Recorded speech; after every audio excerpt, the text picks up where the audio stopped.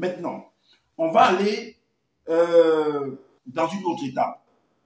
On va aller dans une autre étape pour comprendre en fait qui sont les 450 prophètes de Baal. Mais Zola, lui, il appelle Nyungu. Et dans les Bibles, on dit Baal. Et les 450 prophètes de Baal et les 400 prophètes de Arstaté. Zola, lui, il appelle Lemb à sa langue. On va essayer de comprendre qui sont ces personnes-là, qui sont cachées derrière ces codes-là, ce langage barbare. Parce que moi, j'appelle ça un langage barbare. Donc, on va comprendre quelles sont les personnes qui sont cachées derrière ce langage-là. Parce que nous, on parle terre à terre afin que vous puissiez mieux comprendre les choses. Analysez très, très bien. Alors, on va aller dans 1 Roi, chapitre 22. Chapitre 22, le verset 5. Il est dit que, comme je vous ai dit, qu'il en fait s'est opposé. Il a eu un défi, il a lancé un défi en fait à une catégorie de personnes que Zola va appeler par exemple les prophètes Lemb, les prophètes de Nyungu, tout ça. Dans les Bibles, on parle de Astaté et de Baal. Alors, moi, donc Zola en fait explique que oui, effectivement, Élie a défié les prophètes de Baal parce que Loba, soi-disant, sont leur dieu ou leur créateur, l'a permis, l'a donné le pouvoir d'exécuter, en fait, de faire que le feu puisse descendre, en fait. Donc, il les a défiés. Moi, dans Zola, Élie est capable de réaliser un tel exploit. Et toi, selon tes récits, selon tes explications, tu dis que tu es le deuxième de la création. Ça veut dire que tu es au-delà, en fait, tu es le patron, le chef de Élie. Mais tu es en France là-bas. En France, il y a des abominations qui se produisent selon ce que vous expliquez, mais tu n'arrives pas à faire taire en fait ceux qui sont derrière toutes ces abominations-là, tous ces démons, tous ces prophètes de Baal qui sont derrière. Tu n'arrives pas à les faire taire. Tu n'arrives pas à aller à la présidence, à l'Élysée, aux Champs-Élysées. Oh, qu'est-ce qu'il dit? Tu n'arrives pas à aller à l'Élysée pour confronter Macron. Tu es là, tu restes dans ta chambre ou bien c'est dans ton salon. Tu parles, tu blabla, mais tu n'as que ça à faire. Tu te limites à ça, à bavader, à lire et à bavader. Et à escroquer ceux qui ne veulent pas apprendre à lire. Est-ce que tu comprends un peu? Ceux qui ne veulent pas vérifier. Moi, je t'ai lancé des défis à plusieurs reprises. Tu n'as jamais tenu en fait. Tu n'es jamais venu. Je te le dis, je réitère encore. Si tu penses que tu as une particule de pouvoir, sors de ton corps, viens, afin que je puisse venir, je puisse témoigner. Tu n'as aucun, ou bien envoie. Comme tu dis que Élie a fait descendre le feu, et toi tu es au supérieur à Élie, fais descendre le feu chez moi, afin que je brûle. En direct, comme je suis en train de parler là, fais descendre le feu, que je brûle. Ou bien après même, si tu vas voir ma vidéo, ceux qui vont voir, okay, allez lui dire, fais descendre le feu que je brûle. Et convoyer. N'importe quoi. Tu ne fais que lire comme tu lis là et parler, blablater comme tu parlais, c'est fini. Il n'y a plus rien d'autre. Et escroquer ce que tu peux escroquer. Ok. Donc, on a dit qu'on veut comprendre qui sont derrière la mention prophète de Baal, tout ça et tout et tout. Donc, dans 1 Roi chapitre 22, à partir du verset 5, il est dit, dans le livre de Zola, que les non-initiés que les non-initiés Tombouane Bila viennent avec les 450 prophètes du faux Dieu Nyungu, qu'ils viennent aussi avec les 400 prophètes de la déesse Lem et que la reine Munja Nyungu protège. Il y a un homme, machin, il a fait descendre le feu. Et il y a des choses qui se passent au Cameroun, dans ton territoire, ton pays là-bas, tu n'arrives pas à les résoudre cela. Les microbes qui sont au Cameroun là, tu ne peux pas les résoudre ça. Tu restes, tu blablates. Alors, on va également dans 1 Roi, chapitre 18, dans les Bibles classiques. 1 Roi, on va voir ce qui est écrit. Chapitre 18, au verset 19. Il est dit que, le même récit, il est dit que fais maintenant rassembler tout Israël auprès de moi, à la montagne du Carmel, et aussi les 450 prophètes de Baal, et les 400 prophètes d'Astarté qui mangent à la table de Jézabel. Donc, ce sont des hommes en fait. C'est ce qu'on appelle en fait des diseurs de bonne aventure. Vous voyez parfois, si vous remarquez par exemple en Afrique, quand les gens veulent aller en guerre, les Africains, ils prennent des barbioles, des gris-gris, ils attachent sur eux, faisant croire que ça va les protéger. Mon ami, on a vu ça au sud-ouest là-bas. Les gars qui font les sécessionnistes là, Ils prennent des gris-gris attaches sur eux, les Amba Boys, là, ils prennent des gris-gris attaches sur eux. Mon ami, l'arme passe sur toi, la balle va passer sur toi correctement et bien. Comment ça va faire? On voit comment ça te protège. La balle passe sur toi bien même. Ou je ne sais pas qui vous a trompé avec vos gris-gris que vous racontez là. Ok, donc on nous fait comprendre, donc le même récit parle de, comme on a vu dans la Bible classique, dans le livre de Zola, c'est la même chose. Alors, le langage barbare de Miché. Parce que euh, on va entrer en fait dans un récit qui s'est produit plus en avant par rapport à le roi toujours, je crois que c'est le roi Akab. Oui, toujours le roi Akab. Mais plus en avant, au chapitre 31. Vous allez comprendre un truc pour mieux comprendre qui sont ceux qui sont derrière ce truc-là. Donc, le chapitre 31, il y a en fait un langage barbare que Miché. Miché, en fait, Zola l'appelle Mene. Donc, soi-disant, Mene, en fait, selon Zola, est le prophète, en fait, de Loba. Donc, lui, il dit la vérité, que les prophètes, soi-disant, les prophètes de Baal et d'Astaté, eux, ils mentent, en fait. Ou alors, les prophètes, en fait, les faux prophètes, parfois, c'est ce qu'il va écrire, parfois, sont des menteurs. Est-ce que vous comprenez? Donc, et que Mene, lui, va venir, en fait, dire la vérité. Moi, j'appelle ça un langage barbare, un langage de manipulation, un langage de féman qu'il va utiliser pour pouvoir dire quelque chose. Écoutez très bien ce qui va se passer. Dans 1 roi chapitre 3 au verset 4. 3 à 4. Alors, le roi Moula, qui est le roi Akab, devait aller voulait aller en guerre. Voulait aller en guerre pour aller conquérir un territoire qui l'appartenait, qui était occupé par d'autres personnes. Alors, il appelle son collègue, son voisin, un autre roi, qui vient t'associer à moi, ben, on va faire cette guerre-là. Bien sûr, si c'est mon associé à toi, ça veut dire qu'on va faire la guerre-là, ben, après, on va se partager. Tout c'est très normalement. Alors, voici ce qu'il dit. Le roi de Tombouane Bila dit à ses hommes, vous savez que Iwonda, c'est-à-dire Ramon, de Mbame, donc de Galade, est à nous. Et nous hésitons à la reprendre au roi Batouba Mogne. Le verset 4 dit, il dit à Kokise, viendrais-tu avec moi pour combattre spirituellement? Bon, je l'ai écrit spirituellement, c'est un langage barbare. On appelle ça le langage barbare, c'est un langage de Féman. Spirituellement, là, c'est Féman. Et à Ewoda de Mbame, et Kokise répondit au roi de Tombouane-Bila, ce sera pour moi comme pour toi, pour mon peuple comme pour ton peuple. Ok. Donc, il va donc, pour aller en guerre, il va donc aller consulter en fait ce qu'on appelle le fétiche. D'autres vont dire du totem, d'autres vont dire par exemple des 10 heures de bonne aventure. Quand vous voulez par exemple aller faire un voyage, vous avez des difficultés, par exemple si vous êtes à l'étranger, vous rentrez au pays, d'autres vont aller déterrer les crânes de leurs parents, ils vont faire des rites, des cérémonies, d'autres vont dire la coutume, la tradition, donc pour que leur business puisse fonctionner, tout ça un peu et tout. Est-ce que vous comprenez? C'est le même principe qui s'est produit avec, dans le film de 300 Spartiates. Quand le roi Léonidas voulait aller en guerre contre Xerxès, ben, il va aller sur la montagne pour aller consulter en fait les soi-disant des sages, des diseurs de bonne aventure, ceux qui sont en contact avec soi-disant des esprits d'invisibles. C'est de la fémania, je vous le dis. C'est de la fémania. D'autres vont dire attacher les grilles ici, aller en guerre. L'adversaire ne pourra pas vous voir. L'adversaire va tirer sur vous, la balle ne va pas entrer. Je te dis qu'on tire, ça entre bien même. Ne tentez même pas. Alors, donc, voilà le langage barbare de Miché, donc de Mene, qui va utiliser dans un roi chapitre. Voilà. Il va aller consulter maintenant les 10 heures de bonne aventure. Dans un roi chapitre 31 au verset 5 à 6. Qu'est-ce qu'il a dit? 5 à 6, il a dit, et quoi qu'il s'est dit au roi de Tombouane-Bila, consulte d'abord, je te prie. Bon, je vous l'ai dit que le verbe de Loba. Donc, il faut qu'il aille d'abord consulter le verbe pour savoir s'il va aller gagner. Donc, ça veut dire que tu vas faire la guerre, tuer des gens. Loba, tu vas consulter Loba pour que Loba te dise que oui, tu peux aller tuer des gens. Voilà.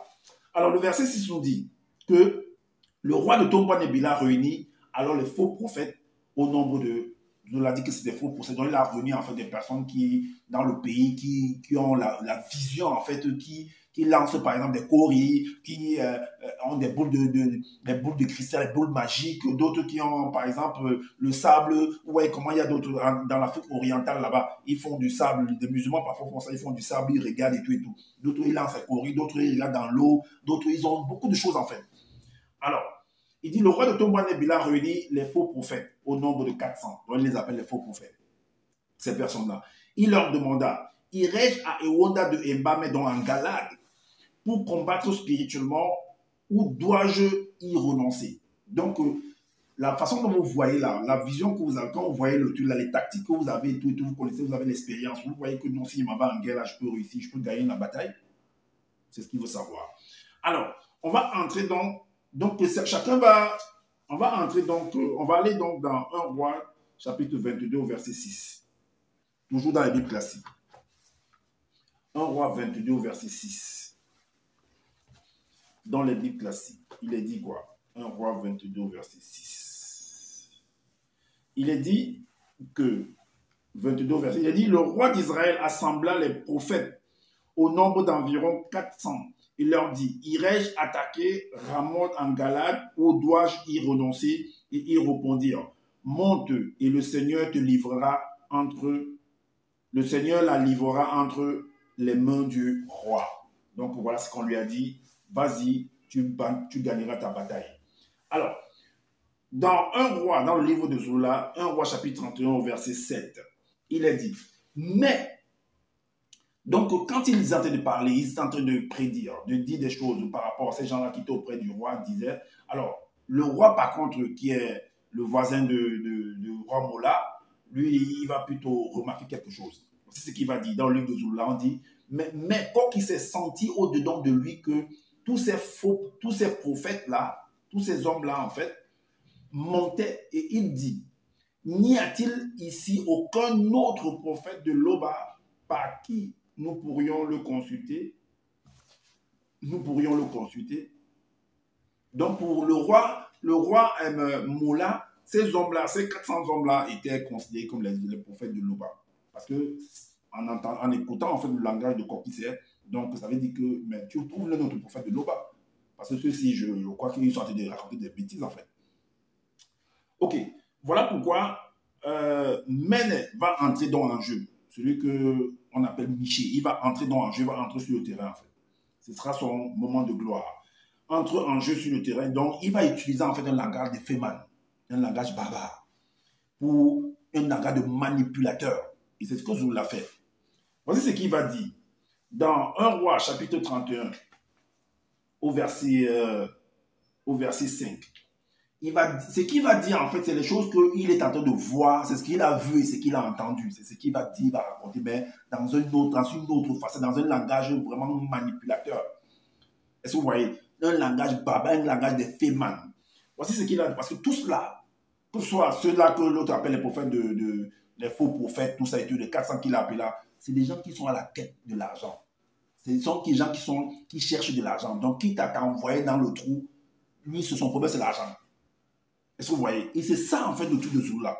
Il s'en fout de comment tu peux vivre chez toi, de comment, si tu es marié ou pas marié, si tu as les enfants ou tu es malade, il s'en fout. Son problème, c'est que va travailler, viens lui cotiser l'argent tous les mois. Est-ce que vous voyez? Lui, il est là pour produire des vidéos pour te mentir. Donc, alors, dans 1 roi chapitre 31, verset 19, 20, 19, il est dit, lorsqu'il fut arrivé, donc on allait donc chercher Méné, qui est Michi, pour qu'il vienne, comme quoi qu'il s'est demandé.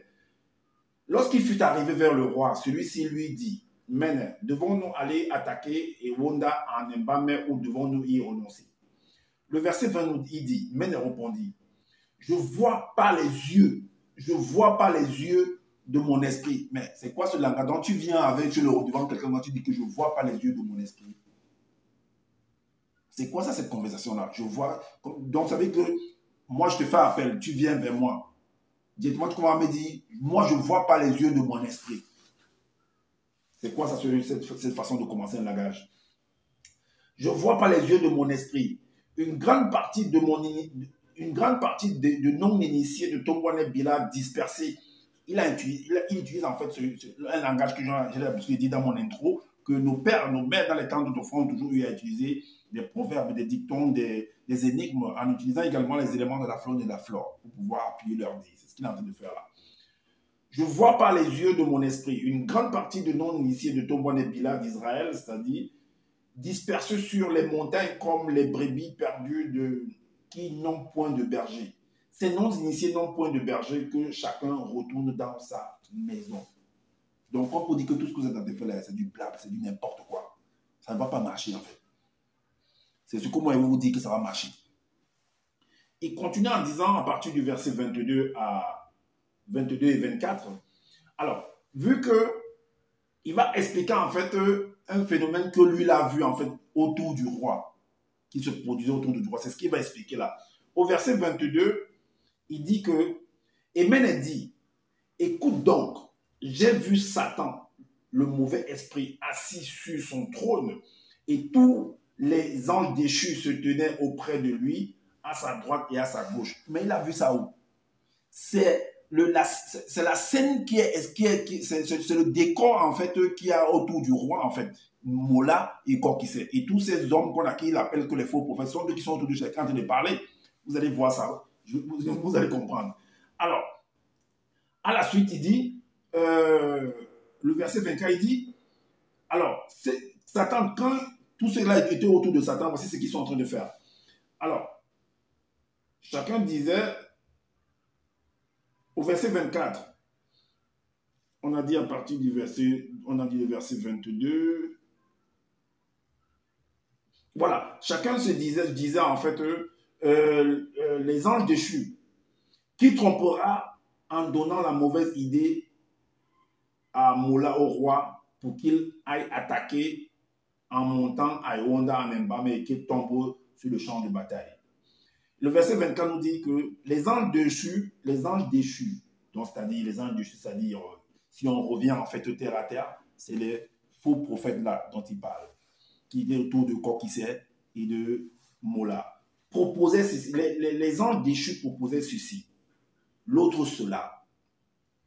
Les anges déchus proposaient ceci, l'autre cela, donc chacun essayait d'apporter sa proposition. Alors, on va aller dans 1 roi, chapitre 31, au verset 12, pour vous montrer comment chacun proposait ceci, chacun proposait cela au roi Mola et au roi Kokise, ceux dont il appelle les faux prophètes là, que, en d'autres termes, des dizaines de bonne aventure. Au verset 12, il est dit que le roi de Tombouan Bila et Kokise, roi de Soma, était assis, chacun sur son trône, revêtus de leurs habits royaux dans la place. C'est la même chose que Michel a dit, que lui l'appelle Méné, que je voyais Satan assis sur son trône et tout et tout. C'est la même chose. Donc il ne fait que dire ce qu'il a vu. Mais il utilise un langage de Féman. Donc le roi de Tombouan Bila et Kokise, roi de Soma, étaient assis chacun sur son trône, revêtus de leurs habits royaux dans la place, à l'entrée de la porte de Enomundongo, et tous les faux prophètes prophétisaient devant eux. Donc chacun disait ceci, chacun disait cela. C'est la même chose. Le verset 6 nous dit